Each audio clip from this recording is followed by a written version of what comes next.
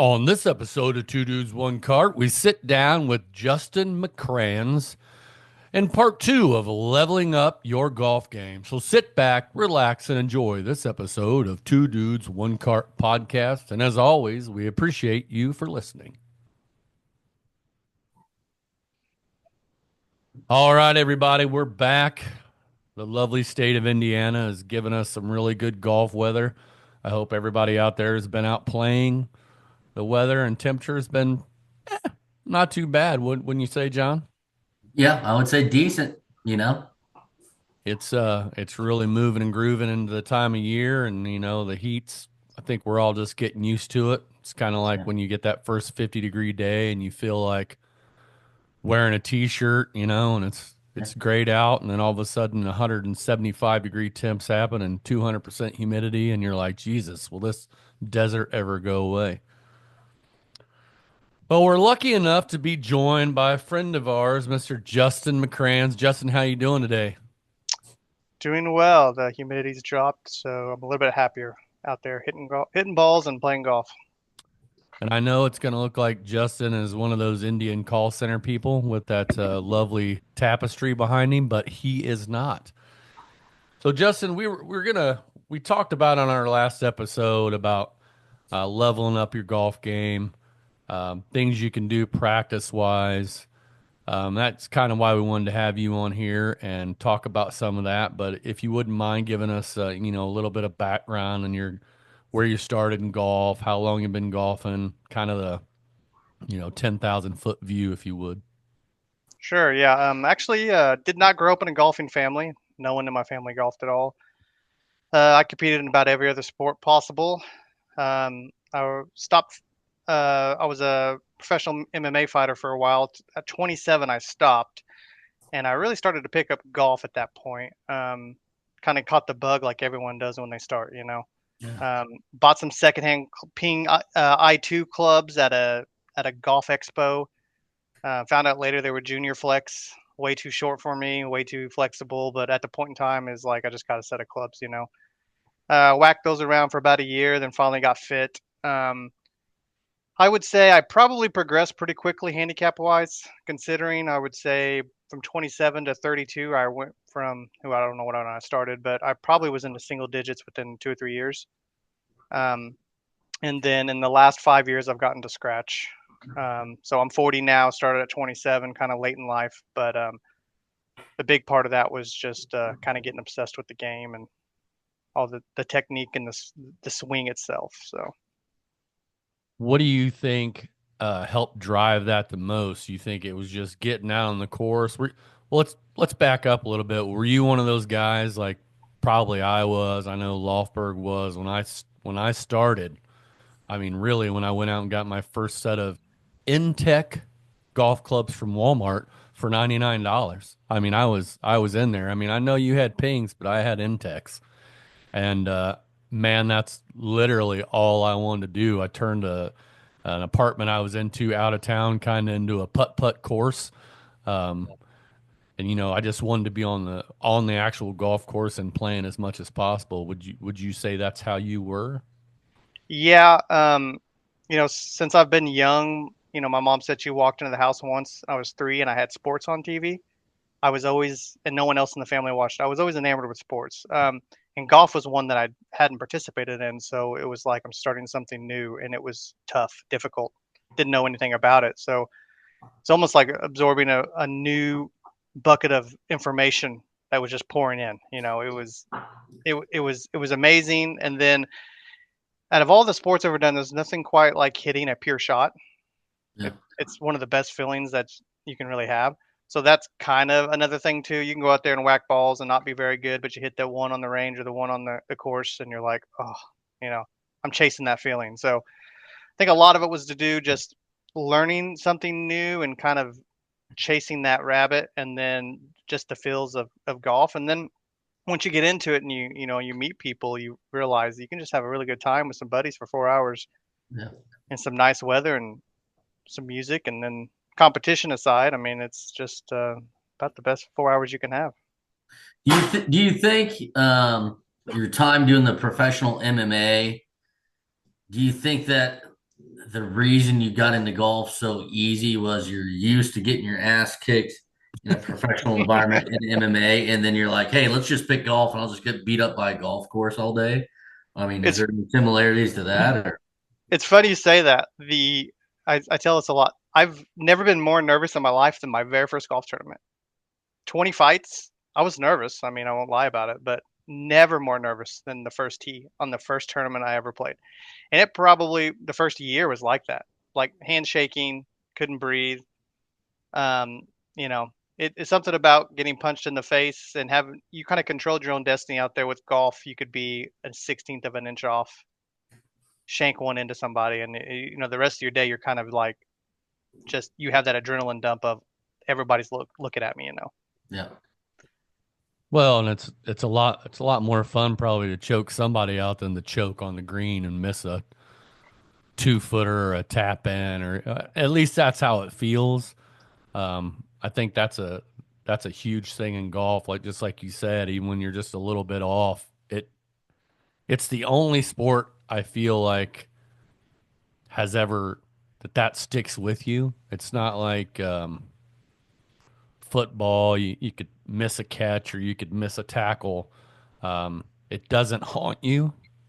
Maybe if it's for a score or something like that, but it's man, when that gets in your head, yeah. it is hard to shake, especially on the golf course while you're playing.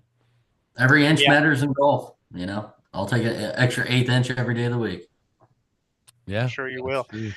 Yeah, it's I mean, it still happens to this day. You get a weird swing feel right over top of the ball. You kind of know something's going to go wrong, and it goes even worse than what it should have went just by that little tightness or compensating for it. So, I would say out of all the sports I've ever done, golf is definitely the toughest. But it's also probably the most I put the most time into it.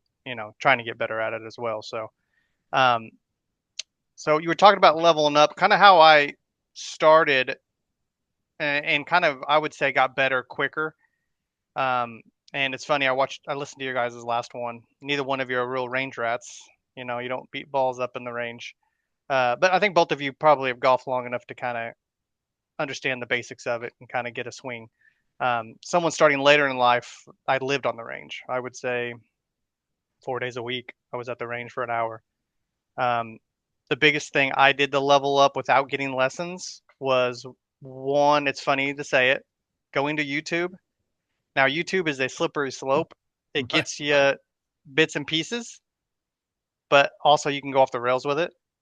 Um, but what I would do is film my swing from the start, and I would film my swing a couple times a week, and the whole point of it was just to match things that I could on a good golf swing, try to get it as close as I could to that, and use drills I could find online. Some worked, some didn't. Some are fills that were great for a week, and they escape you because golf is hard. Um, but I would say for me, mostly range and filming, and just trying to get in positions better every single time I was hitting the golf ball. Yeah, I think that works for a lot of people. It gets a little scary when you start talking about not just about YouTube, but when you start hitting it, trying to hit positions. I think people get way too wrapped up in a lot of that. Your P2, your P4, where's my P5 at? You start getting wrapped up in all that, and it makes the game. It turns into swing more than it does to golf because you look at guys like Jim Furyk, Matt Wolf, even Keegan Bradley to a certain extent, and you see that it really doesn't matter what happens behind you.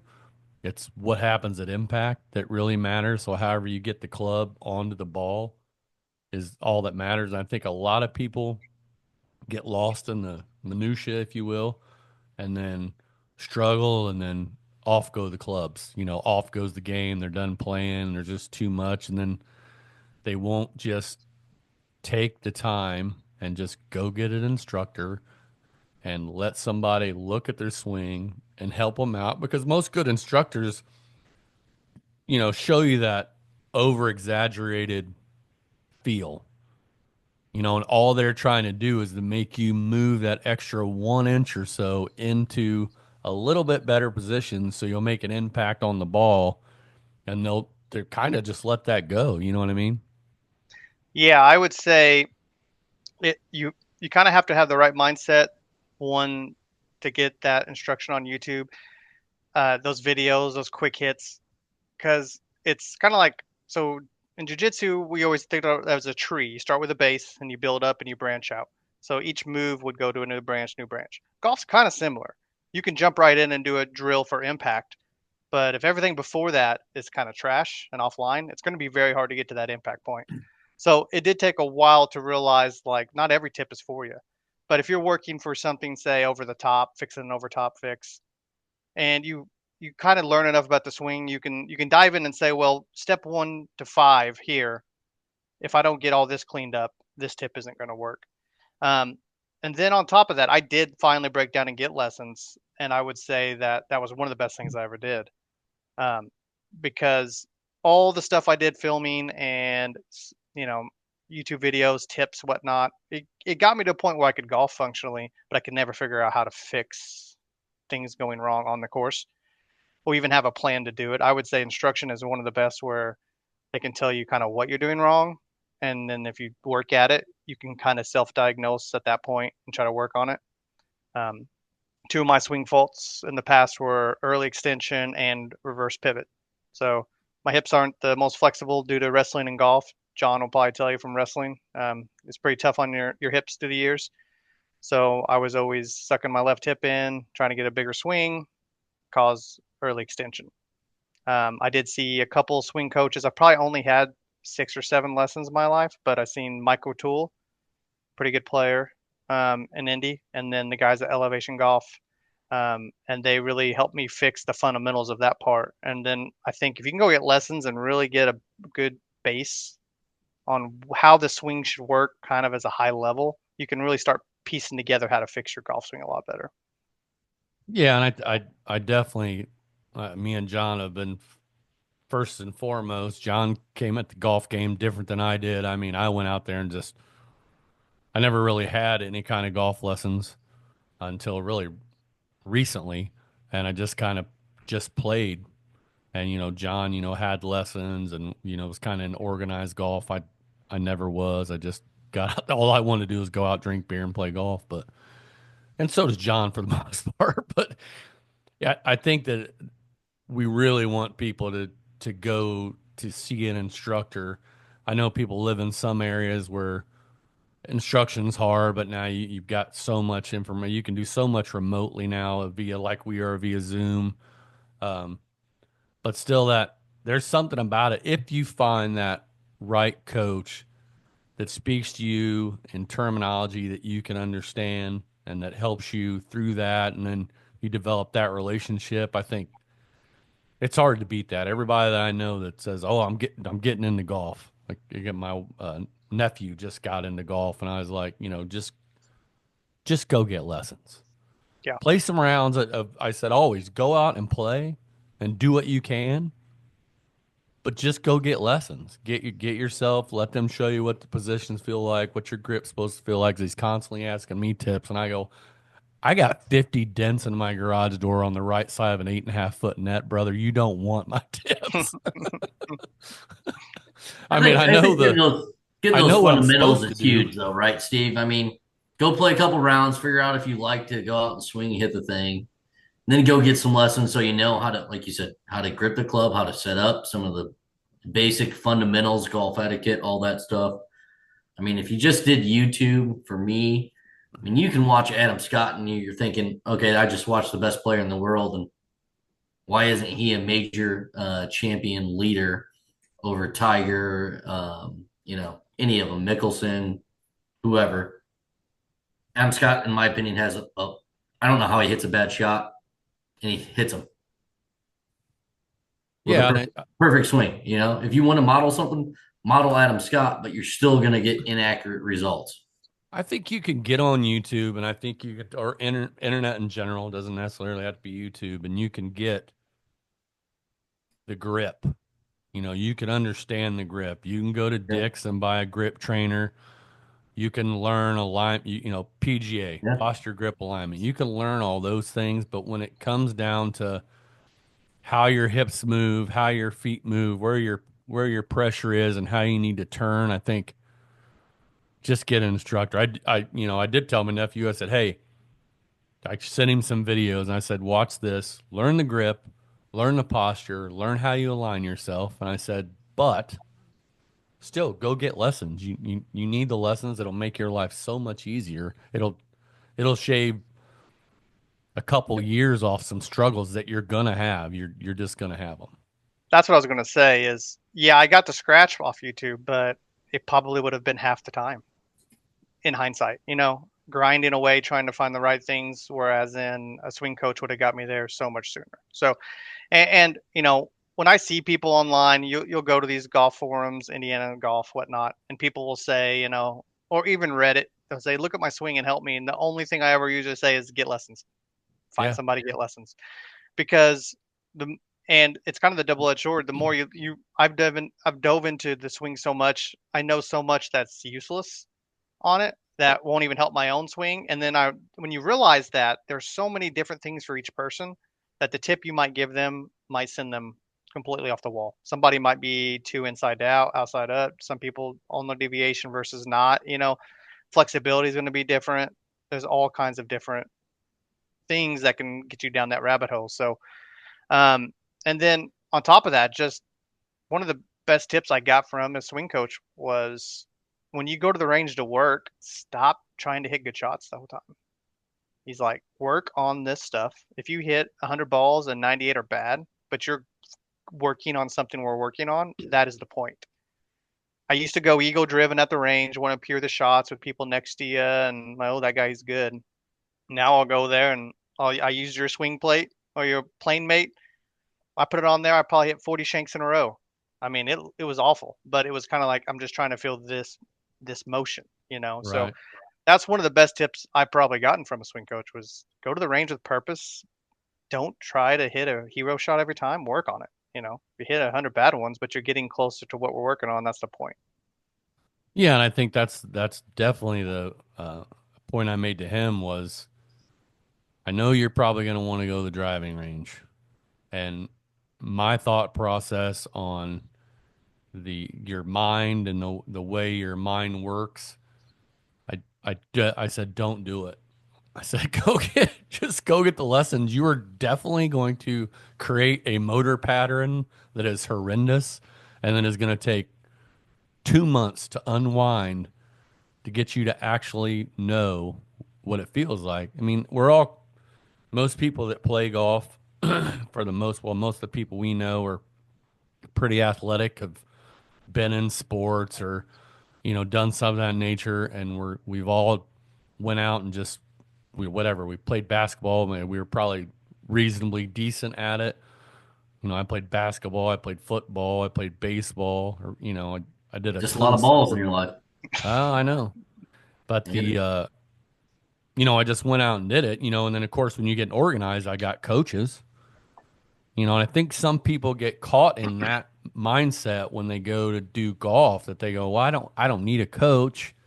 I'm not playing organized golf. I'm not on a team, but um, it just will, I can't express it enough of how much time and pain it will shave off of you Yeah. to just go get, even if you got a pack of 4 lessons and you did one every 4 weeks, if you're going to get out and play maybe once or twice a week and you can work on those things, and I hope you go to the range and work on them, I think that makes the world of difference, and it'll make the world of difference for you the rest of your golfing life. I mean, you can golf for forever until your body just kind of gives out, and then you can just hang out and drink beer at the course if you want to.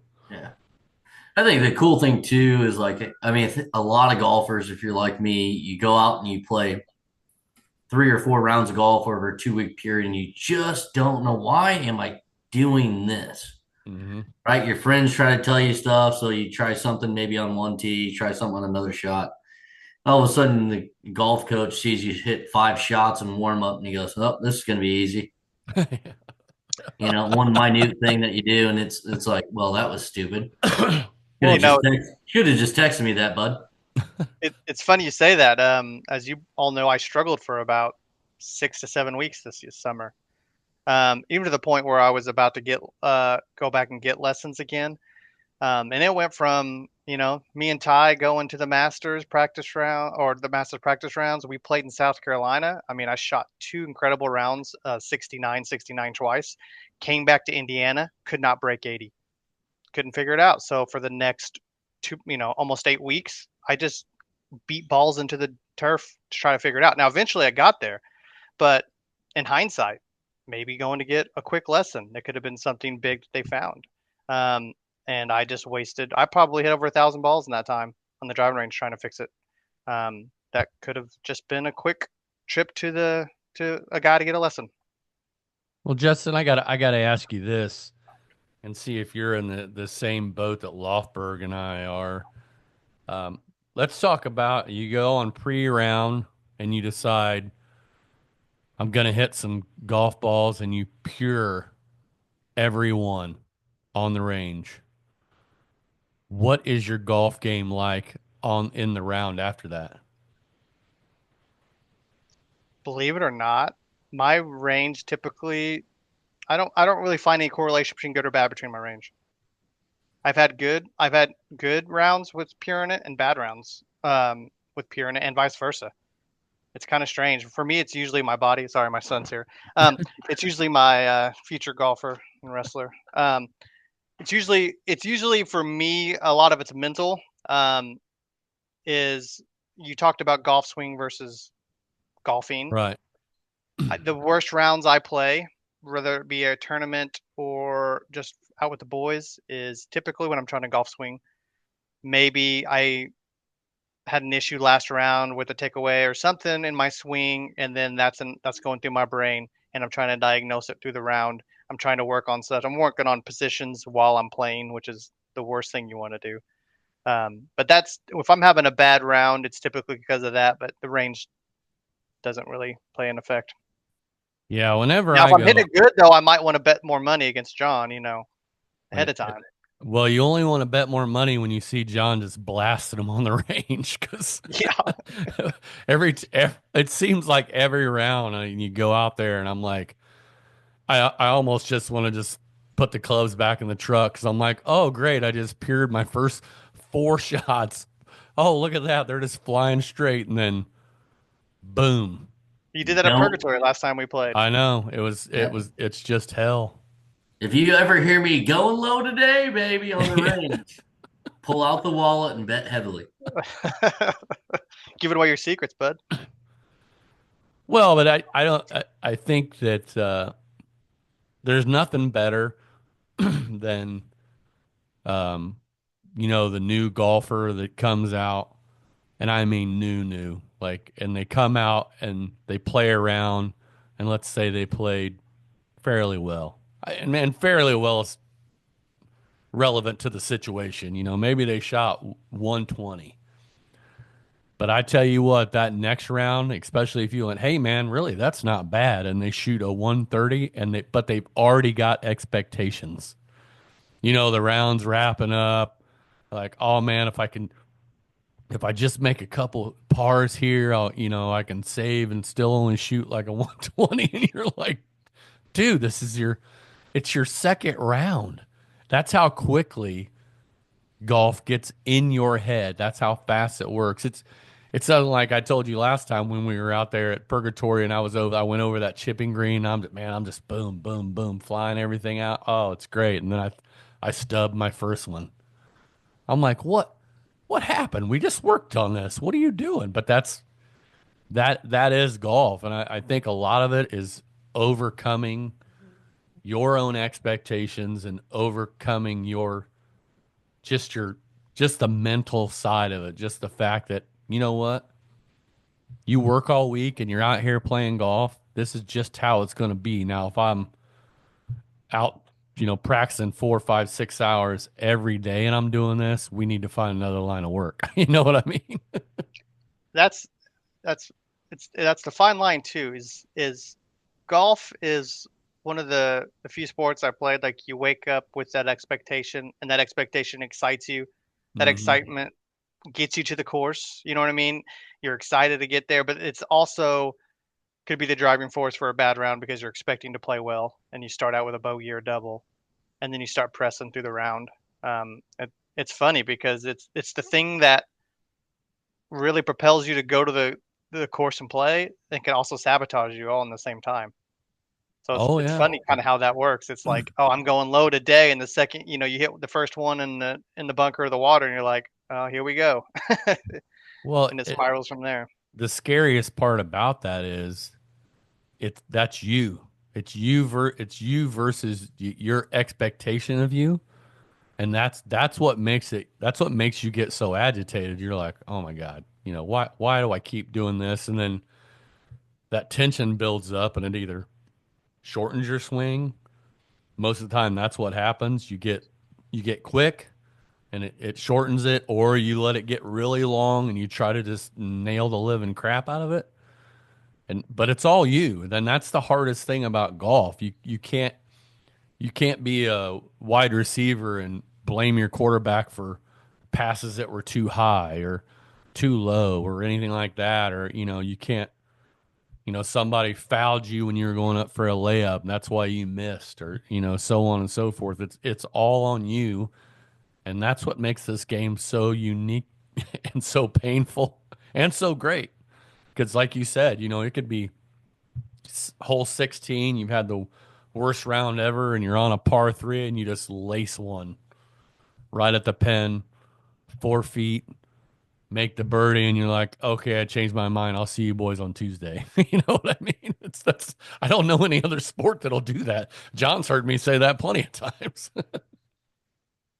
No, basketball, if you go 1 for 18, but you hit the last one, you're not happy about it. you Yeah, know, no, because you don't have, it's not as difficult. You can have a bad game of, you can play some basketball and have a bad game and know that I don't think it's that big a deal. It's the mind is so in play in golf. And I don't think, I tried to explain this to a buddy of mine that's infrequent of playing and quitting. And I try to explain to him, like, dude, you're taking a club head that's, let's say it's 3 inches long and it's on a 4 foot stick. Your arms are another whatever 4 feet. You're putting something almost 9, 10 feet away from your body, and then you're trying to come down and hit a ball that's whatever an inch and a quarter in diameter. You're gonna have some problems in there until it gets repetitive. I mean, when you stop thinking about it, it's like if you drive the same route to work every day, one day you're gonna drive there and not remember driving there. You're just that muscle memory is gonna kick in. It's the same thing.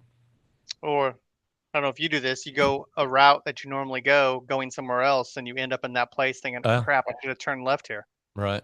No, it's Um, that's it happens That's all the time. exactly how it works. And I can definitely agree with the mind portion of it. That's kind of been the biggest hurdle for me, and like in tournaments, is over the ball, thinking about all you think of the hazard, you think of hitting the S or the shank, you think about, it's all negative. And I think golf is one of the ones that produces more negative thoughts around the action you're doing than any other sport. Because in basketball, I didn't, I stopped playing basketball, but it's a good example because they throw you the ball, you catch, you shoot. You don't have time to think about it rolling off your hands, hand in the cookie jar, am I jumping off my legs? It's a reaction. Golf, you stand in front of that ball and you have time to think about the things that could go wrong before your shot. For me, I think it's the space between the golf impact and the next one is what makes golf so difficult. It's not really the swing itself. I've recently in the last couple months been doing some breathing. I've been doing some reading on sports psychology, and one of the big things some of the pros do is their deep breaths. And I've always thought, okay, that seems silly, but I do now where I'll take 4 deep breaths and the last one blow out slow and then swing. It's very hard to think about other things when you're concentrating on just breathing and in, out, in, out, in, out, and that deep breath and then swing. So sometimes when I'm feeling a little pressure or it's a tough shot, you might see me like stand over top of it and take a deep breath, and that's something that's helped me a lot because I feel like if I could shut my mind off, golf's a whole lot easier. Oh yeah, that's there. There's no doubt about that. So Justin, do you do anything in preparation? And let's not make this like a, buddies round or whatever, but let's make this a kind of a tournament situation or a member guest type situation. Is there something you do every time without fail? Um, Whether that be you go out and I'm going to hit five gap wedges, six, seven irons, three drivers, and then I'm going to go chip, and then I'm going to go putt. Do you set out with a plan when you arrive at the course, and this is what you're going to do? Yeah, I would say at first it starts that week. Example, this weekend I'll be down in Evansville playing a 2-day tournament. I'll play every year down there. Um, and then I just played the last two at the USAM tour. And when I go to the range, I'm playing that course. So Right. I'll warm up, hit some clubs. But I know, for example, we played Purgatory a couple weeks ago. I'm going driver, and then I'm hitting a chip. That's what I'm doing on the range. I'm going to hole two. I'm hitting that club and that club. If I don't hit my driver well, oh, I got a little bit of extra club going in. Maybe I'm hitting a 9 iron instead of a wedge. So every day I go to the range, when I finish, I am playing 18 holes without putting, obviously. Um, Expected for clubs that I'm going to be hitting and visualizing it. Example, we played Country Oaks a few weeks ago. I played in the classic there. 18's a tough hole with the water down the left. I felt and I felt more comfortable over the shot doing this because I hit that shot in the range with the idea of the water's left. I couldn't hit it left of that yard marker.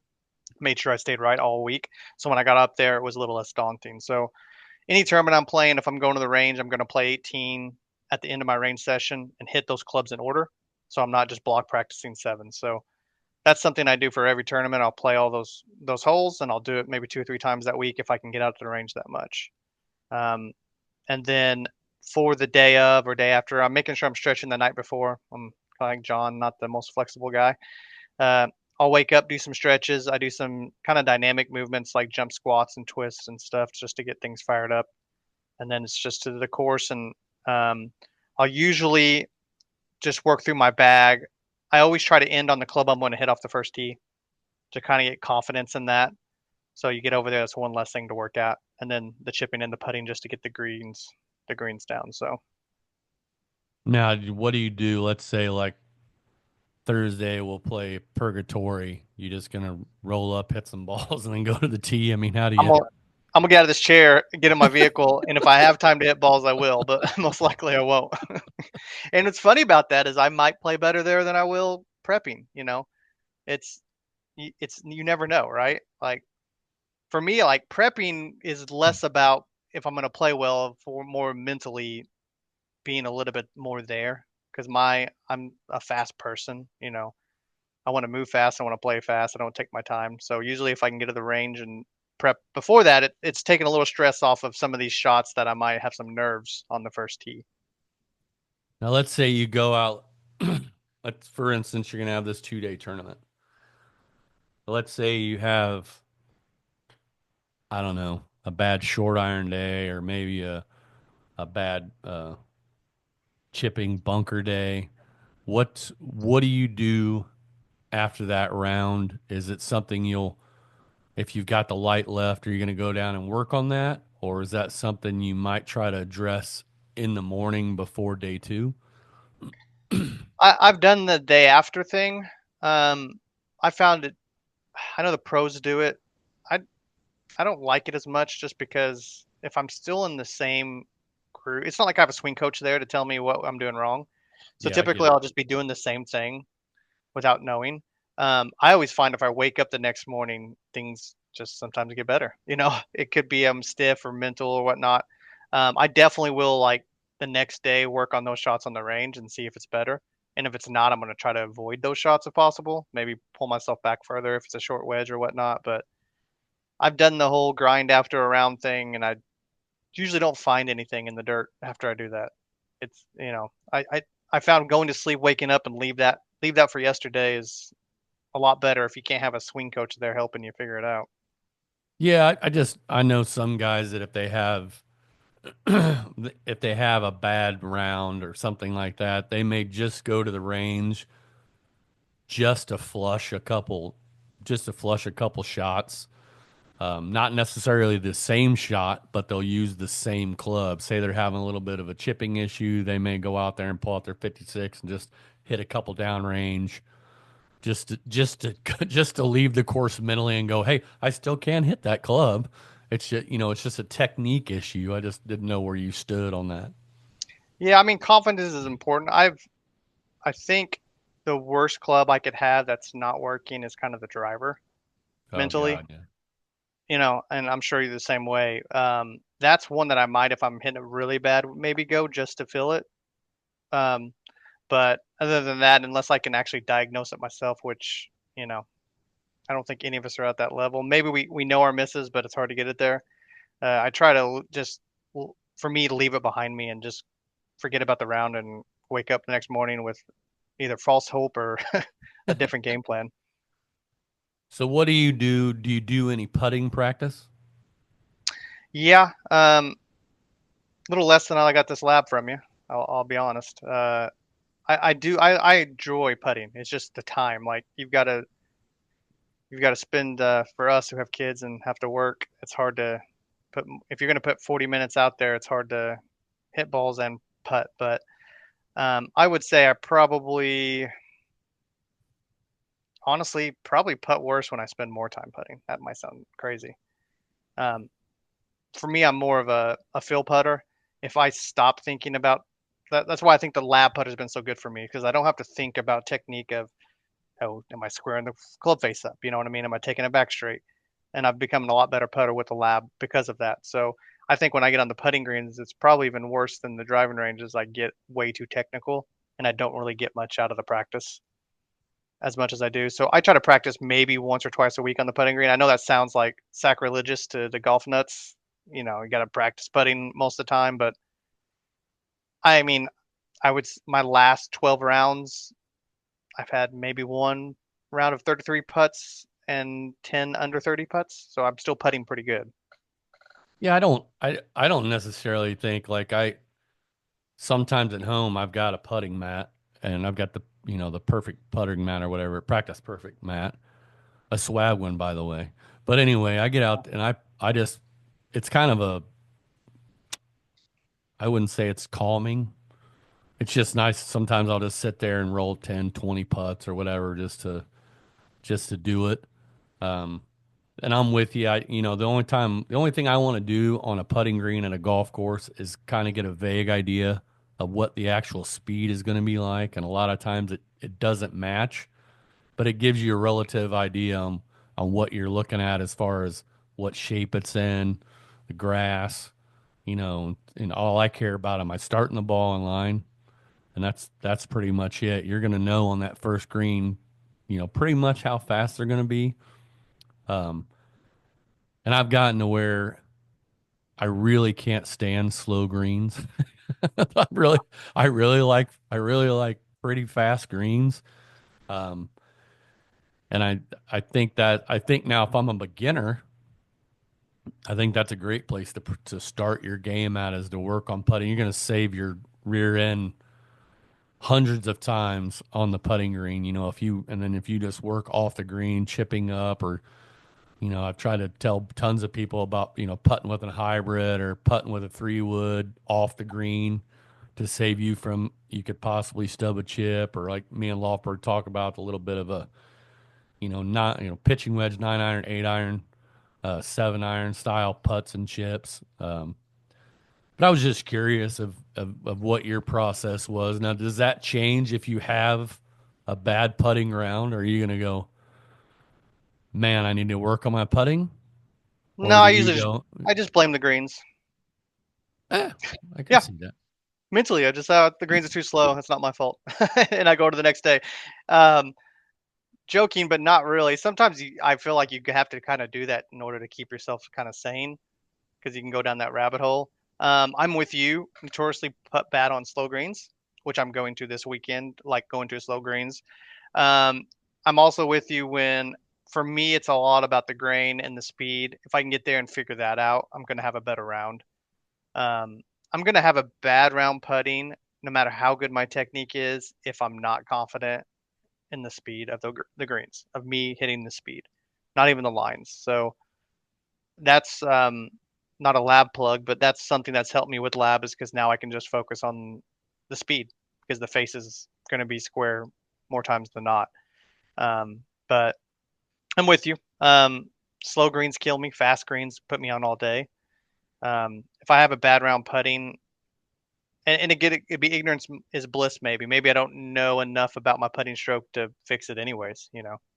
So, but I would say most of mine isn't. I'm not pulling a putt left or pulling it right. A lot of mine's speed based. So Yeah, and I think you're right, and I think John would agree. I think a lot of it has to do with you can never end around thinking that you're a bad putter. You you always got to go, I'm a great putter. And technically most of us are in the group that we play with are extremely good putters, whether even Tyler, and I know that's hard to say, but yeah, if you like me and John have talked about this several times, if you look at a spot on the green and you hit your ball there and it doesn't go in, you still did exactly what you set out to do. yeah. Now it's your green reading that needs work. That doesn't make you a bad putter. That makes you a bad assessor of the situation. It's kind of like Sunday at Timbergate. We both said the same thing. You were like, "Oh man, these aren't they're not breaking as much you think." And I go, "Oh no, it's like half. It's breaking half of what you feel."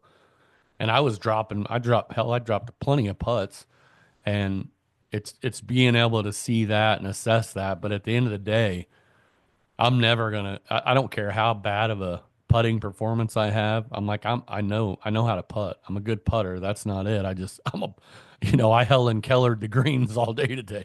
I couldn't, I just couldn't read them, and we've all had that. Me and John both misread a putt at Buffalo Ridge at Big Cedar Lodge so bad we were off by like 8 feet. I mean, it was the wildest putt I'd ever seen. As soon as I hit it, me and John are just looking at each other eye to eye, like, "Well, what just happened? Where'd that ball go?" But I What's didn't, fascinating about that is you see the video of tour pros, and they're going to have the stimp reader and they'll roll the ball down it, and these are top greens, and Mhm. out of 10 of them, 7 go left, one drifts right, Yeah. and these are the purest greens there are, and it just shows you one, it could be the ball because not all the balls are perfect. Two, it could be the green, the grain, the speed. There's so many different things that once I realized that if you hit the putt you wanted to, it's out of your hands the second it hits the thing, and there's not much you can do about it. Well, and Um, it's the same thing with any shot. Obviously, you can have a bad swing and hit one OB or hit one in the water or top it, whatever. We all know the bad shots, but even if we've all flushed one and it went awry, and you're like, or went long or whatever, and I'm at the point now, like John said before, you're like, I don't care. I just you hit it well. completely moneyed that from Yeah, out here. It's like we were at Purgatory. I had 162 in and flushed a 9 iron over the green, and I'm like, yeah, well, I'll take that any day of the week. It was just a perfect strike, and I'll take it. It is what it is. But you can't control the earth. You can't control the grass. You can't control the divots on the green. You gotta play what's there, and that's all you can really do. yeah, yeah. So I spend enough time just to keep my feel. I think for putting, just it's a lot of feel off the face, kind of speed control and how far back you take it. But I don't spend a ton of time on the greens. Once or twice a week. So. Now, what do you think of how? What do you think of the golf ball? Are you one of those guys that you just have to play the same golf ball all the time, or can you just grab one out of the bag and roll with it and you feel like you can just play it, it's not that big a deal? Or do you feel like with that, if the you know we all sometimes confuse the way the ball sounds and confuse that with feel, and I'm the exact same way. Some of them, like if you play a chrome soft, it literally, when it hits the club face, it feels like that ball is compressing. And they all do to a certain extent, but for some reason, for me, that ball just feels like, it feels like I'm just smashing it, like it just springs off the face. Does that change your game at all? I am a golf ball snob, but for a different reason. It's not feel, it's 100% performance. I'm a high spin player. So I use Pro V one left dash, and just for the fact that it's going to bring my speed down or my spin down, mainly on my driver. So, and it's probably it's a little firmer than any of the Pro Vs. Like I'll get a Pro V Mhm. out and clip it, but it doesn't bother me. The feel for me, it's 100% performance. I try to play the left dash. I'll play the Pro V1 because it's still a little less spin than like the X. But I'm if I find a Chrome soft, I'm handing it to a buddy. Put it that way. Well, I I'm got likely not going to play it. I've got some you can try. I've got some Chrome Soft that I think they're XLS, the low spins. Um, but I've tried all the different golf balls. I just know a lot of people that are like, you could literally for some of them set the ball down and let them hit it, and they'll be like that's not my ball. You know what I mean? Yeah, yeah, I could probably feel a difference of a lot of them. They don't bother me. Like I have some buddies that's like they can't play the left dash; it's too firm. They said off the chips, and it doesn't bother me at that point. What I want is that ball to go close to the hole, so that doesn't bother me. But I can feel a Pro V1X off the face of a driver. That thing's gonna sponge off, and I'm gonna see it just climb to the moon, and I'm gonna lose about 30 yards.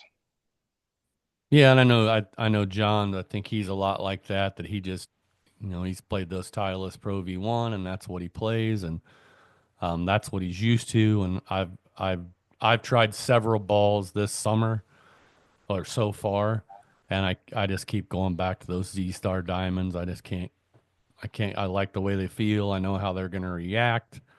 Um, I know that they will go a consistent 160 if I thin my 60 out of the bunker. They won't go 162. They will only go 160. I mean, I just love that golf ball, and I never thought I was going to be one of those guys, but I like to ask people what their thoughts are. If I hit like a pinnacle or something like that, I mean, we all know the difference. It's kind of like hitting some range balls, but Hmm. yeah, I'm just curious of what your stance was on it. Yeah, I mean, and I think a lot of people joke about like, well, most amateurs shouldn't worry about the ball they play, but I mean, we're in it for the good shots, right? And your good shots with the ball that fits you best is always going to be better than the bad ones. So, I think ball fitting is kind of important for people who are a little, better golfers. So I would say single digit handicaps and better. Because I mean, if you're grooving it one day, you don't want a ball that's not performing for you. You're definitely going to want a ball that goes well with your game. So, Yeah, I know John and Ty both love the Pro V1s. I think if you're starting out, don't worry, buy some Hit cheap. whatever you want. Yeah. If you're gonna buy a golf ball, and I don't care who you are, the Wilson Duo golf ball is such a good golf ball, and they're not that expensive. Wilson's always made a pretty decent golf ball and pretty decent clubs for that matter, but that Duo's a really good golf ball for the money. Well, my golf spy does the ball testing every year, and the Wilson, it might be the Duo X or whatever it is. It was one Mhm. of the top performing golf balls, and that ball's under $30 Yeah. for a dozen. And they rave about it. So I think that's a ball that I actually want to try. I probably will try it this year just because of how good reviews. If I can slice my golf ball budget in half, that'd be great, as long as it's still performing. So Yeah, and I don't. I've got I'll give you a couple different boxes of ones I've bought. I got those Chrome Soft low spins at the discount place for the closeout place for Dick's, and I got I think they're low spin the Max Fly tours, and it's a pretty good. I mean, the new Max Fly balls are wait a pretty minute. awesome, honestly. Yeah, that's what I was thinking of. That did good on Yeah, Golf the Spy. It's Max the Fly. Max Fly. Yeah, Yeah, yeah. So I know Wilson always did well too, but Max Fly was the one that was surprising that like last yeah. couple of years I went think well, there's somebody on every tour playing it this year, playing a Max Fly golf ball. There's probably more than that, but I know for sure there's one on each tour. which is crazy because 10 years ago they were the noodle of Yeah. of golf balls. So So what would you say if what would you say for somebody that's a we'll say a 14 handicap, um they're not really tracking their stats, um what would you tell them to work on? I mean, I think we're all on the same page, like you need to get a coach. But was there anything you would say as far as maybe how to practice, when to practice, what to practice? Yeah, I guess I would say first is if you don't really track your stats, you're still gonna know what you're good and you're bad at. Yeah, you're gonna know your misses. Yeah. Yeah. So when I started golf and I started dropping down, driver surprisingly was the best part of my game. It's now the weakest in relation to the rest of my game. Um, and then wedges was probably the worst. And what do you think I did for years is just practice wedges, wedges, wedges to the detriment of my driver. But I would probably say kind of map out like what are the things that are getting you in trouble every round and what are the things that are saving you and split that time up. What put a little bit more time on the things that you're not going to be doing that you're not doing well on. And whether you get a lesson or you get it at the range, whatever you're doing, spend some time getting that part out because one, not only is it not going to you're going to get yourself in trouble, but also like confidence is big in golf, as you know. Hmm. And if you're not confident on that every tee shot jumping up there, the round's going to be even worse. So I usually try to find like what I'm going weak at, really work on that portion of it. So as you know, especially a 14 handicap would know what they're good and bad at, right? Oh yeah. Like Ty Kitt, he's going to be at the range hitting that driver. His wedges are dialed. You know what I mean? Usually Now, when he's playing well, it's his when he's playing well, his driver's going well, right? So that's a good indication of let's make sure the driver's fixed. You know what I mean? We're hitting that driver well, or something off the tee that will get you in trouble. So it's all now about minimizing the misses, right? So is that the same advice you would give, say, somebody that was say an eight trying to get to two? yeah, I would too. I would because I know and this is my own personal journey. The things that got me in trouble that were keeping me from getting to be scratch were the things I had to work on to get to scratch. You know, I was not a great putter. I drove the ball a lot farther than I do now, and usually pretty accurate with a really bad swing, surprisingly. Um, but the things that didn't matter how good I was driving the ball, I wasn't rolling putt ins, and I was not hitting any wedges close. My wedge game was awful. Um, so in order to get to scratch, I had to at least get my wedges somewhat competent where I was hitting greens, and my putting got a lot better. But I would give that same advice because it's going to be the same. It's do what you what is it? If you do what you always done, expecting different results, it's Right. like insanity. So you're never going to get better if you're not fixing the one or two things that are keeping you from getting to that scratch point, which is scoring better. Well, and So I think a lot of it also is in your mind, what drives your golf game. I know if I get out and I'm on the tee and my driver's working, I know I'm probably going to have a pretty good day right. because that's the first shot you hit on every hole. That first shot really sets up, even if you consider that hole as this is the game I'm playing and you do it hole by hole. And now I don't mind. I don't mind, the rescue shot. A lot of times I'm better out of out of the crap than I am out of the fairway anyway. I But can attest to that. Yeah. yeah, that's not a big deal. I don't mind. I don't mind the bounces in the rough and stuff like that. As long as it's findable. Playing a findable ball, I think, sets up the major part of your round of golf, at least in my opinion.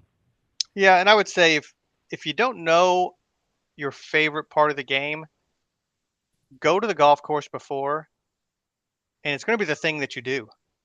You're going to hit bombs on the range with your driver. You want to hit your driver. That's the thing you probably like. You're probably the best at. If you're avoiding the putting green, that's something you probably need to work on.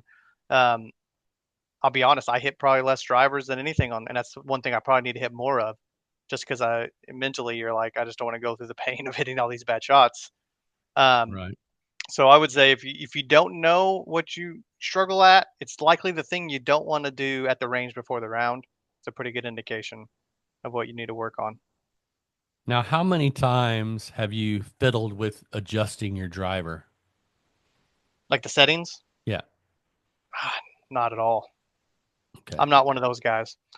Yeah, I just wonder because I just a theory of what I'm going to start. I'd like to ask now that I'm going to ask everybody. I'm going to have John answer this too, but I'm wondering, even though it's inventive, it's great. It's teaching pros may or may not love it. I don't know. Um, but man, it's kind of scary if you think about it. If you got a guy that's on the range that just can't get anything going, and he has whatever the Cobra Adapt, and it's got like 30 different ways you can adjust your driver. I know I probably can answer for John, and I know he doesn't really tinker with that stuff. Now I'll get out there.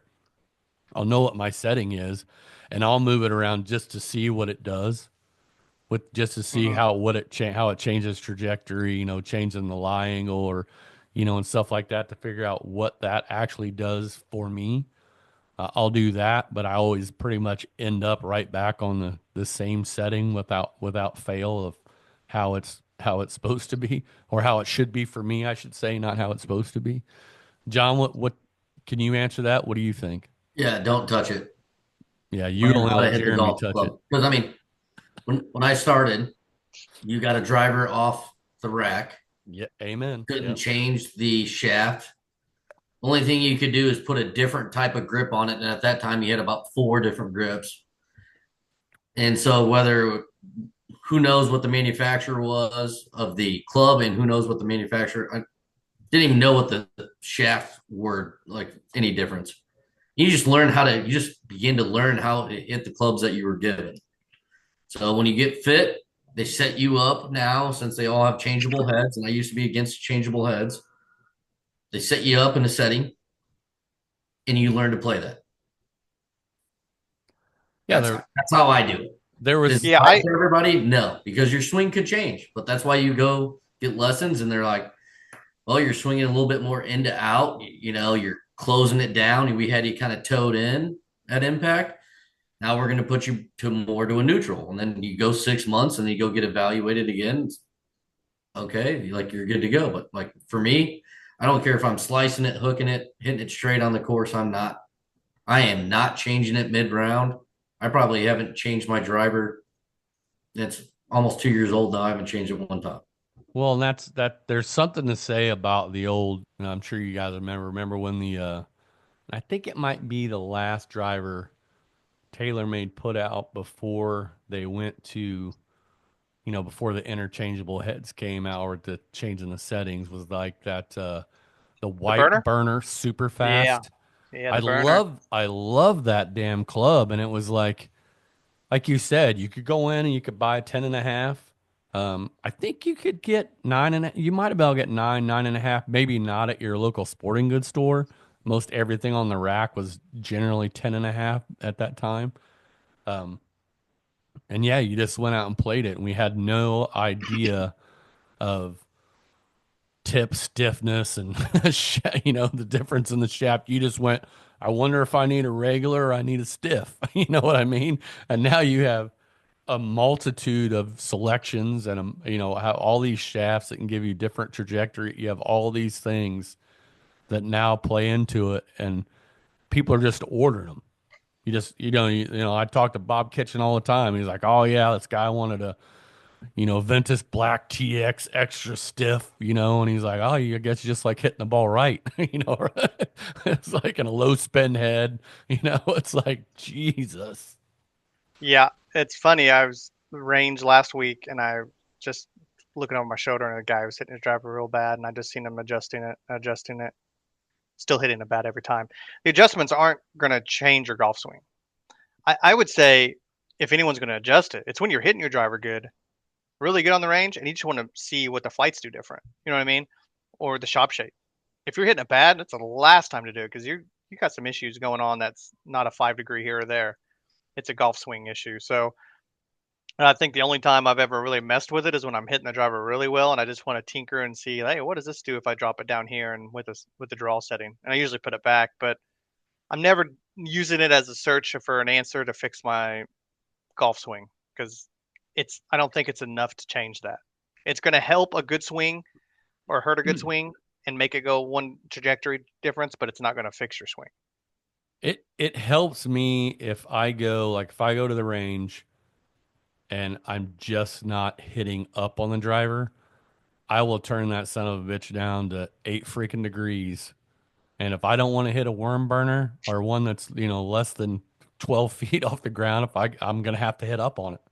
So I'm use gonna it as a have kind of to. a training aid for you. Yeah, I'm like I'm gonna Yeah, have to, but I'm just gonna have to because if that's one downfall for me is I come in like an iron if I don't watch it. If I don't think about it, I will swing it like an iron, and that is I'm gonna tell you right now, it's no way to hit a driver. right. We're the polar opposites. Your miss is a 10-foot piss missile. Yeah, Mine's 160 feet in the air, not a pop up, just spinning. So yeah. we're kind of the difference in that. It's unique, funny. Well, Justin, we've had you on here for quite a while, and you might be heading to the range. I don't know what you're doing anymore, but I did that before you remember because I broke your uh, swing aid. that's right. But That band is older than my kids. is there anything that we haven't talked about um, that you would say would be helpful to anybody from whether they're we'll just keep it easy, 14 to a 7, since the numbers are easy. Yeah, I would. And everyone has different aspirations, right? Laffy, you guys are chill golfers. You'll play a tournament here and there just to have fun. I have probably more of a competitive nature inside of me where I want to play a lot of tournaments. I feed off that prep work to get to the tournament, the build up to it. It just kind of just in my DNA. It's something that keeps me alive. So if you're someone who, like maybe a little bit more competitive or wants to be a little better, I would say enter tournaments. It doesn't have to be a USGA. It doesn't That's a have to great be, point. yeah, because once you start playing in these, your nerves are going to start going down on your everyday golf games. I don't ever get nervous on the first tee anymore unless it's kind of a bigger tournament, and it's still not bad. It used to be awful. But me and you tomorrow, I won't have any nerves. We'll do a golf trip, won't have any nerves. And I don't credit that just to playing tournaments to where it's kind of like you're being baptized by fire. You're in the worst feelings of the world of can't escape it. You do that enough, and it's kind of like you get a groove, the nerves go down, you stop putting so much pressure on yourself because you played those tournaments. So I would just say if it's something you're serious about, you want to get better, and maybe you want to play a few tournaments, start entering them. You're going to play bad probably. You know what I mean?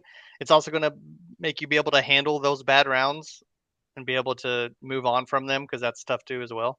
But the biggest thing for me was when I started playing those, I played like crap, but my nerves started going down, and every one I played a little bit better to the point where I got a little bit smoother. So not golf swing related, but at least mentally, I No, would say that helps. I think that's a great point. And I hope that everybody listening gets out and play, whether you get out and play with the US Am Tour or Golf Week Tour, um, Double Eagle Tour, especially if you get out and play where it's a flighted, and most of those are flighted groups, and you meet a lot of new people, and it's kind of hard. You don't want to be that douchebag chucking clubs and getting mad in a tournament, and I think that kind of helps that too as you get out there and you play. And a lot of times you're playing with guys in your flight, and the one thing you learn real quick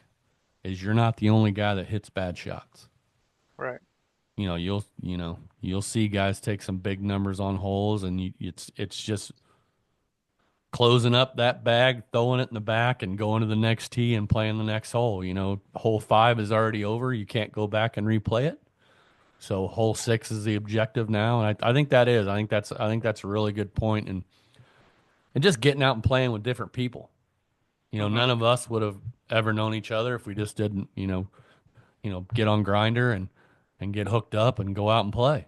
And now we're all in a whatever 30-person chat group, and we're playing every opportunity we can together for the most part. And That's probably the greatest thing about golf is that any one of the three of us can roll up to a golf course, either get put in a foursome or maybe we're a twosome or whatever, or we're a threesome like we are now, and we get somebody else to come along with us. And you never know, that might be the next guy in our golf group, or we might vote him off the island. But like that prick can't be on there. You know what I Yeah. mean? Does his personality mesh? That's the best thing about it. It used to be, I don't know how you guys were, not to keep us going here, but when you rolled up to a golf course, at any point were you ever um, nervous when they said, "Hey, we're going to pair you with another twosome, or we're going to put you in a threesome group"? Did that ever affect you? Did you ever were you like, "Damn, I just wanted to burn through a round," or were you kind of cool with that? Well, like, well, let's just see what we get. I I personally would rather, if I'm a twosome, I'm always more excited when there's just random twos that come and play. I just like the added piece of the foursome. You meet people. Sometimes they're sticks, and so sometimes they're just you learn something from people for just their attitudes. Maybe they're not good, but heck, they let everything roll off their shoulders. Um, I say I have more anxiety when I'm a single join in a group because you never know how they're going to react. You know, I've had them both ways. I lived in Chicago where I've had people visit or verbally said to the starter like, "We want to play with ourselves today," and they just let me play. And I've met people. I have another group of friends that I met at Purgatory, and we've been friends for 6 years now, and they just let me play with them. I was behind them. Hey, join with us, and we've been friends with since. So, um, I personally like meeting new people and having them join the group if we can. I always want to fill out a foursome if I can. Uh, I'll give you a really funny story. Well, funny to me anyway. I got me and a friend of mine got paired up, or no, it was just me by myself. I got paired up with another twosome at Smock. Play 9 holes. The one guy's just having a hell of a time, just having a bad time. So we roll up, we get to the clubhouse, and me and his buddy go in to grab some drinks. We go in, and he goes, "Man," he said, Man, I'm glad I met you today. I'm really glad you joined up with us, man. This has been a pretty fun round." And I said, "Hey, man, I got 9 more holes to screw this up. Not a big deal." And he goes, "No, man, my buddy hasn't thrown one club since you've joined up with us." He, Oh wow. he said, I think you would be really embarrassed. So if you could meet us here next week, we play here every Saturday." John, what about you? Uh, I like meeting random people. I mean, that's how I met Hammer. That's how I met Ty. Right. I get to meet a lot of random people just back when I was on the Golf Now thing before I kind of joined Uland, I guess. I was playing more random, random golf courses whenever the time allowed, but I never had a problem. I mean, you know me, if somebody's sarcastic like me, I probably don't like them at first until I get to know them. And if they're quiet like Justin and he laughs at all my jokes, I'll probably like that guy. Well, hopefully he starts laughing a little bit more. Yeah, no They're all, shit. every one of them are funny. Every one of them are funny. Every single one. Well, I've never Justin, heard you we're tell a bad joke. we're glad we were able to get this worked out and the timing and get you on here, and hopefully we can do this again at some point. Um, but as always, I appreciate everybody that comes on, and I know John does as well. And I appreciate hell getting to sit down with John once a week, more for the most part. But you guys have a great evening, and well, wait a minute, John, you want to join us tomorrow? I'll be in LaPorte, Indiana tomorrow. Oh, there we go, Leporte. Well, I got somebody else in mind if that doesn't work out. So I guess we'll get somebody else. I'll It's tough try to let about it. work. It's tough to let work get in the way of good golf. I think he's going to be playing golf. Oh, So, can't blame you there. well, fellas, Beechwood, enjoy the rest of your day, rest of your evening, and we'll talk again soon. sounds great. Yep. See you, boys. See ya.